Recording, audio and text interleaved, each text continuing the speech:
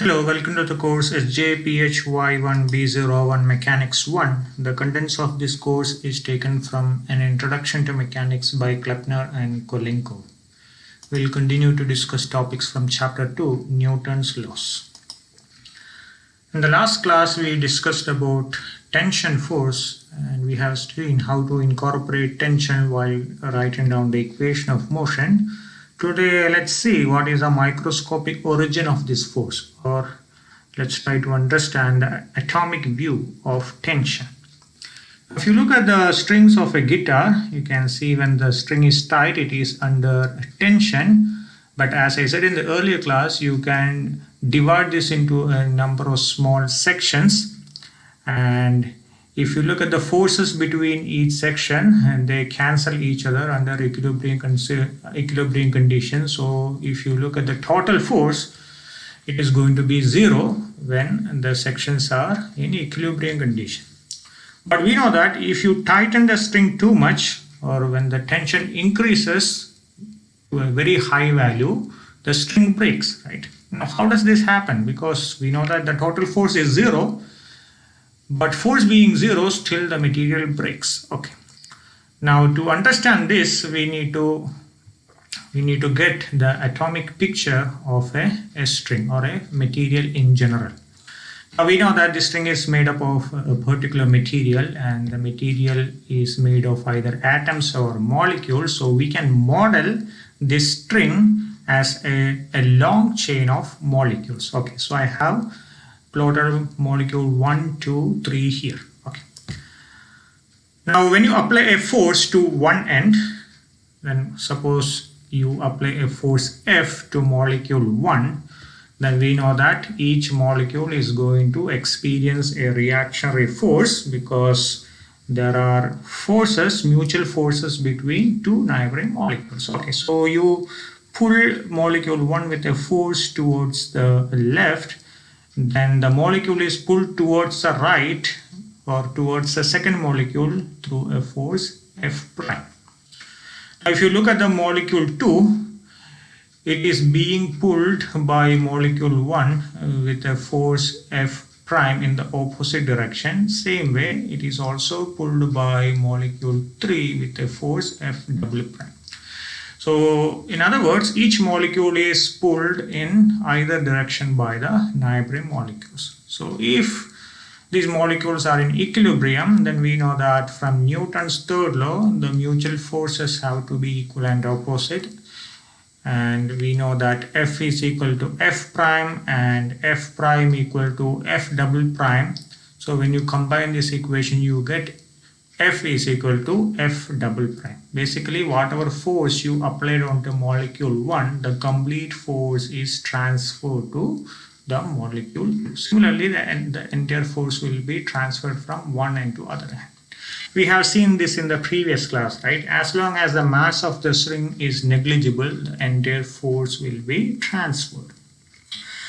Now, what is the force between these two molecules? So, if you look at the microscopic picture, the intermolecular force is essentially a function of the separation distance r between the molecule. If you plot the intermolecular force as a function of r, you get this kind of a graph.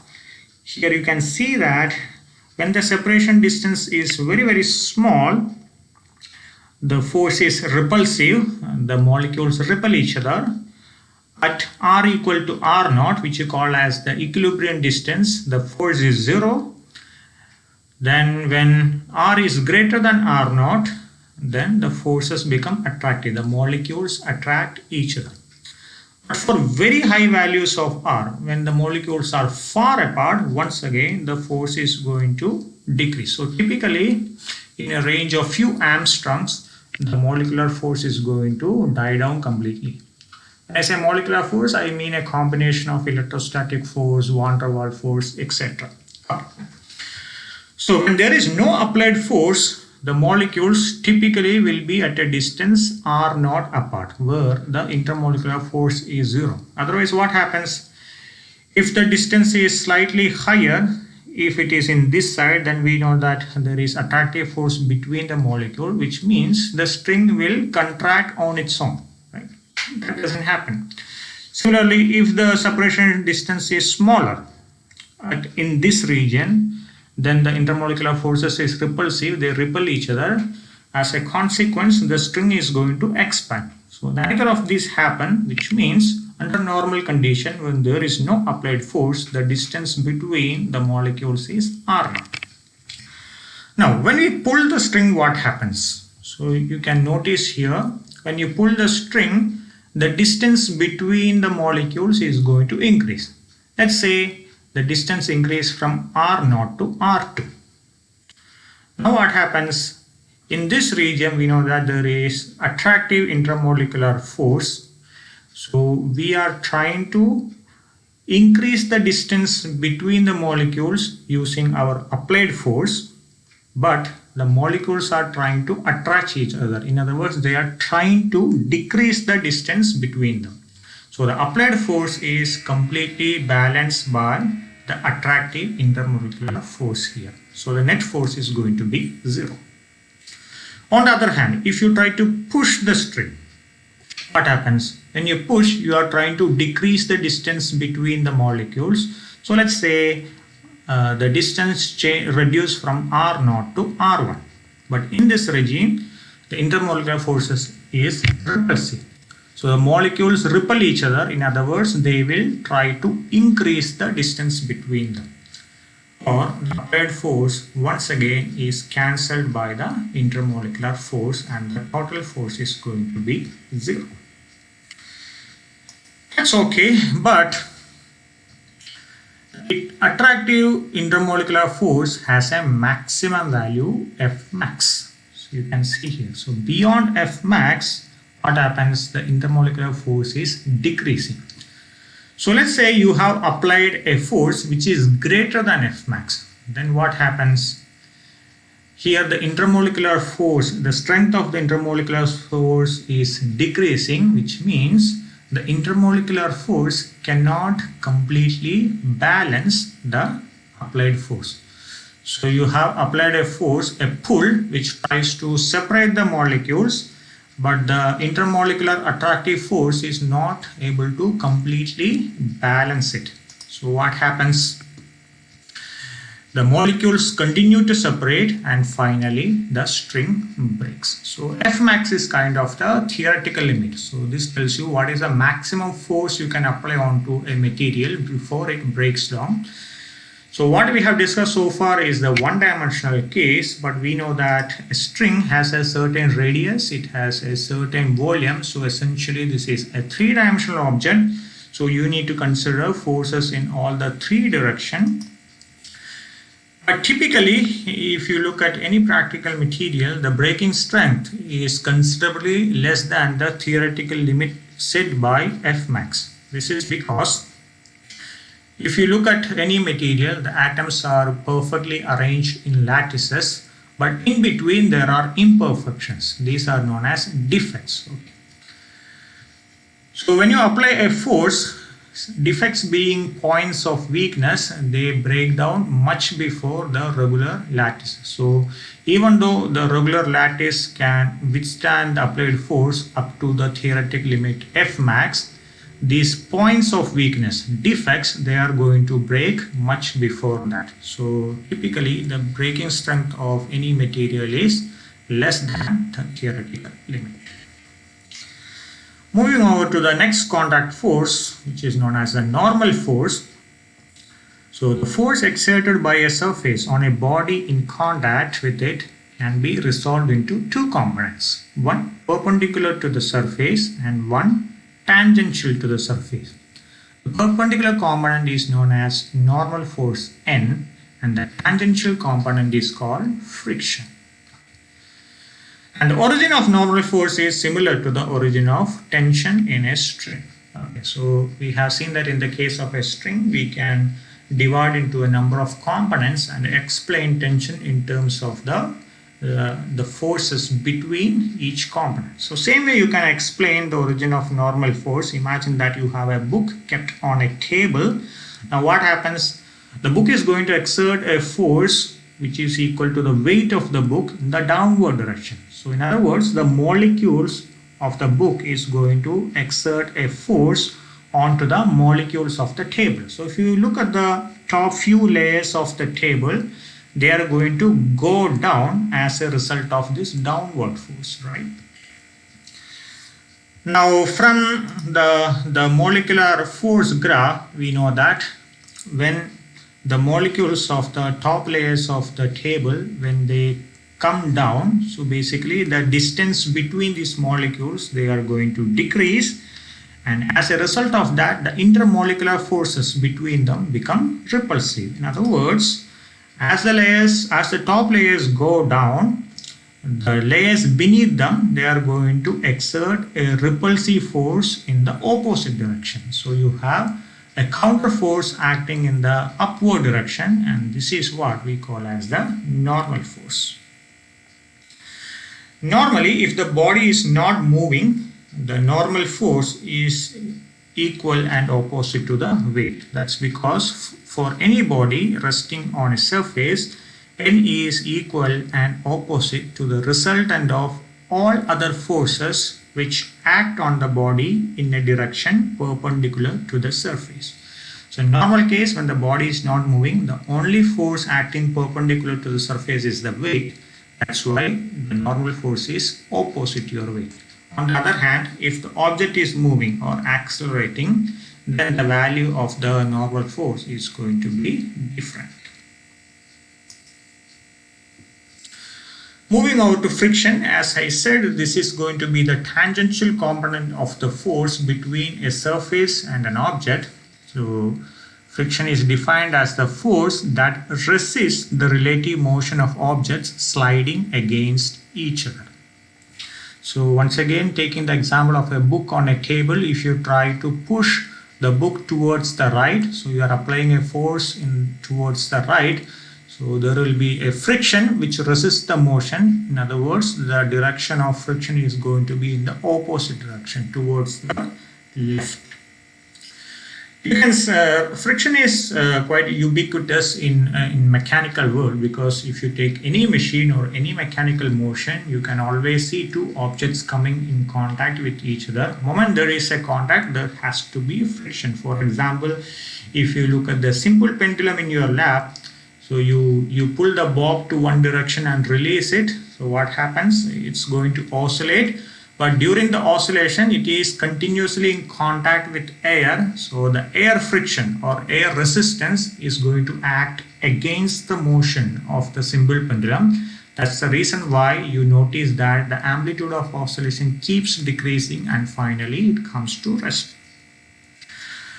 And the magnitude of the force of friction varies in a complicated way with the nature of the surface and their relative velocity. That's why if you slide the book on a very smooth surface, you will see that the motion is much more easy, much more smooth. The reason is the frictional force is less there. On the other hand, if you try to move the book on a rough surface, there the effect of friction is more. That's why the motion is more difficult. So even though the frictional force resists the motion, don't think that this is completely bad. There are some situations where frictional force acts in a good manner. For example, on a cold day, you want to make yourself warmer. What do? You rub your hands against each other. So in the process, your hands become warmer. What happens here? Here heat is generated because of the friction between your two hand surfaces.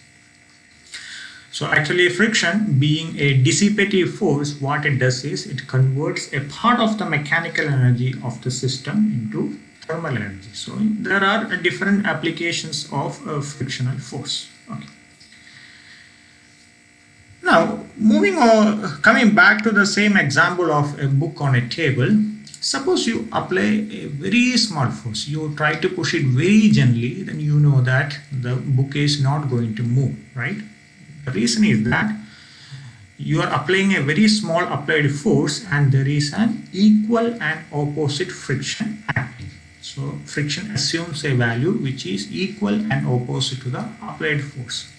In other words, friction will assume a value which is required to keep the object at rest. That's what friction does, right? It always resists the motion. It doesn't want the object to move. So when the applied force is small, it assumes a value which will keep the object at rest. Suppose you have applied a very small force like 0.001 Newton, and the friction is also has the same value in the opposite direction. It has minus 0.001 Newton. You increase it slightly, 0.002 Newton applied force, and the frictional force also increases. It also becomes minus 0.002 Newton. So you keep increasing the applied force, the frictional force also increases proportionally. Does this mean that the frictional force can grow to infinity? No, right? When you push the book gently, it doesn't move. But when you apply a considerable force, the book is going to move, right? So if the frictional force increases proportionally with the applied force, how much ever force you apply, the book doesn't move. The very fact that the book moves after applying a certain amount of force shows that friction cannot grow to infinity. It has a maximum value, an upper value. So it can increase only up to a certain value. Beyond that, if you increase the applied force, motion is going to happen. So till then, friction will be able to oppose the motion. Beyond that point, the applied force is going to overcome the friction and the motion is going to take place. And what is this maximum value? What is the upper bound? For many surfaces, the maximum value of friction is found to be equal to mu n, where n is the normal force and mu is known as the coefficient of friction. It is a material parameter. It varies from material to material. Typically for wooden blocks, it is of the order of 0.2 to 0.5. Experimentally, people have noticed that the force of sliding friction decreases slightly when bodies begin to slide. But this change is very negligible. So for most of our examples or practical application, we can neglect this effect. Another intriguing observation regarding friction is that for two rigid surfaces, the force of sliding friction is essentially independent of area of contact. Now, this may be counterintuitive to most of you. We know that friction is a contact force, but here we see that it is independent of the area of contact. Now, how does this happen?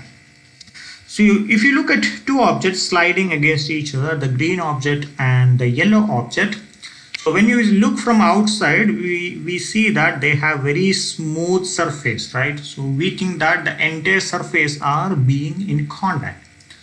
But if you look at the surface through an electron microscope, which has a very, very high magnification, then you will notice that the surface of the objects are not smooth. In fact, it is very, very rough.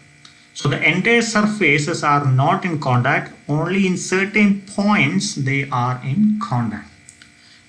So the actual area of contact on an atomic scale is a minute fraction of the total surface area. And friction occurs because of the interatomic forces at these minute regions of atomic contact. Now, the fraction of the geometric area in atomic contact is proportional to the normal force divided by the geometric area. So, whenever you try to increase the geometric area, the total geometric area, what happens? The normal force is also going to increase proportionally. So, these two will cancel each other and you have a constant friction. So, that's why we say for rigid surfaces, friction is independent of the area of contact. Now, some of you may wonder, then why are we using wide tires in our vehicle? Because we are told that if you use wide tires in your vehicle, the braking becomes better because it applies more friction, right? But here we have seen that friction is independent of the area of contact. So remember, this is true only for rigid surfaces. In the case of tire, it is made of rubber, which is a non-rigid material. There, the story is going to be much more complicated, so we are not going to get into that for now. Just remember that for rigid surfaces, this is the thumb rule. Okay. So to sum up, for bodies not in relative motion, here the frictional force is going to be anywhere between 0 and mu n. So till it reaches the maximum value mu n, it is going to oppose the motion that would occur in its absence. In other words, as long as the applied force is less than mu n, the frictional force is going to completely oppose the applied force or completely cancel the applied force, and there is no motion. But we know that friction cannot grow to infinity. So for bodies in relative motion, friction reaches the maximum value mu n, but the applied force is much higher than this value. So motion happens, but still, if you look at the direction of frictional force, it is directed opposite to the relative velocity. So it is acting always against the motion. Let's understand the working of friction in more detail using an example. A block of mass m rests on a fixed wedge of angle theta. The coefficient of friction is mu. Find the value of theta at which the block starts to slide. So imagine that initially theta equal to 0, which means this surface is horizontal. And when you increase the value of theta, slowly, the angle of inclination is increasing. Finally, beyond one point, this is going to slide down, right? This is similar to a tractor trying to unload objects by raising its tail, right? The tail of the tractor is initially horizontal, where theta equal to 0. Slowly, the tractor raises its tail, theta increases, and when the angle reaches one particular value, the object starts to slide down. Same thing here. Now first thing, as always, understand what are the forces acting on the system. So this is our wooden block. It is in contact with a surface, which means surface is going to exert a normal force in the upward direction. Then there is gravity always acting in the downward direction. Then we know that the object is going to slide on at some point in the downward direction. So there is friction acting in the opposite direction. Okay, so you understand the forces, draw the force diagram. Okay, so this is the force diagram. Next, we need a coordinate system. So there are different ways you can do this. The simplest one will be you choose the direction of motion along the x direction, and this direction is going to be the y direction. Now some of you may be wondering, we need to always take x along the horizontal and y along the vertical, right? That's what we are used to, but that's not necessary. You can choose x and y in any direction, but always make sure the angle between them is going to be 90 degrees. You can still choose x along the horizontal and y along the vertical, but in that case your friction is going to have two components, horizontal and vertical, and your motion also going to have two components. So analysis is going to be more tedious. On the other hand, if you choose this coordinate system, then you can see that the object is sliding down along the x direction. In other words, your motion has only one component. So you are simplifying your analysis, right? That's the only thing you're doing. Okay. Now, next step, once you understand the forces and once you draw the force diagram, write down the equation of motion. Okay. So first thing, what are the components of the forces? So you know that your friction is acting in the minus x direction, N is acting along the plus y direction, and W is at an arbitrary angle theta. So by geometry, if this angle is theta, this angle is also going to be theta. You can work out the geometry. I'm not going to get into the details. So I can decompose W into two components. One along the minus y direction, which is a W cos theta, and one along the plus x direction. This is going to be W sin theta. First equation of motion along the x direction. So I have W sin theta in the plus x direction, F in the minus x direction. So the total force is W sine theta minus F, which is equal to mass into acceleration, which is mx double dot. Moving over to the y direction, I have n in the plus y direction and W cos theta in the minus y direction. So total force is n minus W cos theta, which is equal to mass into acceleration my double dot. But as you can easily make out from this diagram, motion happens only along the x direction. There is no motion along the y direction. So acceleration y double dot is going to be 0. So this entire equation equal to 0. Now let's understand physically what is happening. So initially theta equal to 0. This surface is perfectly horizontal. So the entire weight is balanced by the normal component of the force n, and friction is 0. Now when you slightly increase theta, what happens? This component W sine theta along the x direction, this is going to increase, right? When you increase theta, sine theta is going to increase. So when W sine theta, you can imagine as the applied force here, because this is the one which causes the object to slide down. So W sine theta is your applied force. So when the applied force slowly increases, what we know? The frictional force in the opposite direction is also increases in the same manner, and it completely cancels the applied force so that the object remains at rest. So you slowly increase theta, the applied force is increasing, the frictional force also increases, and the object remains at rest. Finally, you reaches the maximum value. Now here, the frictional force reaches its upper limit mu n. Beyond this frictional force cannot increase. So at this point, once again, the applied force in the downward direction is completely balanced by mu n. Now, if you increase theta slightly more, now what happens? Your W sine theta applied force is going to increase, but friction cannot increase. It has reached its maximum limit, right? In other words, at this point onwards, your applied force is going to be greater than the frictional force, and the object starts to slide. So let's freeze at this point where the friction has reached its maximum value, and the next moment onwards it will start to slide. So at this point the object is still at rest. So acceleration x double dot equal to 0. So let's rewrite these equations of motion at this point. So let me call this maximum angle as theta max. So at theta max, the first equation becomes W sine theta max minus F is equal to mu n now. So minus mu n equal to x double dot is 0. So this is equal to 0, or W sine theta max equal to mu n. Similarly, from the second equation, the right hand side is anyway 0. So W cos theta max equal to n. So when you divide these two equations, you get tan theta max equal to mu, or the value of theta at which the block starts to slide, theta max equal to tan inverse mu.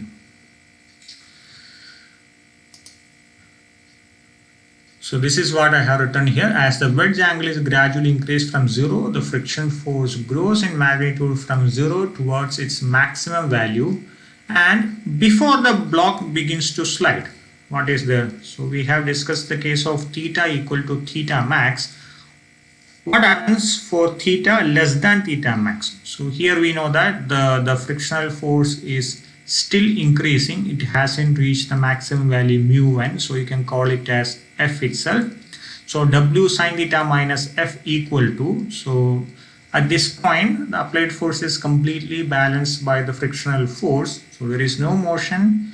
The acceleration x double dot is 0, so W sine theta minus F equal to 0, or F is equal to W sine theta. Coming to the last type of the contact force, which is viscosity. As you know, viscosity is a measure of a fluid's resistance to flow. It describes the internal friction of a moving fluid. Fluids with high viscosity resist motion as its molecular makeup gives rise to more internal friction. So if you take the example of water versus honey leaking through a hole in a bottle, we know that water flows freely, it drains faster. On the other hand, honey, it is going to flow much more slowly and it is going to drain slower. So here the fundamental difference between these two is the difference in viscosity. So water has less viscosity, it experiences less resistance towards the flow, so it flows very smoothly. On the other hand, for honey, the flow of honey is going to experience much higher resistance or much higher internal friction. That's why it is going to take more time to flow.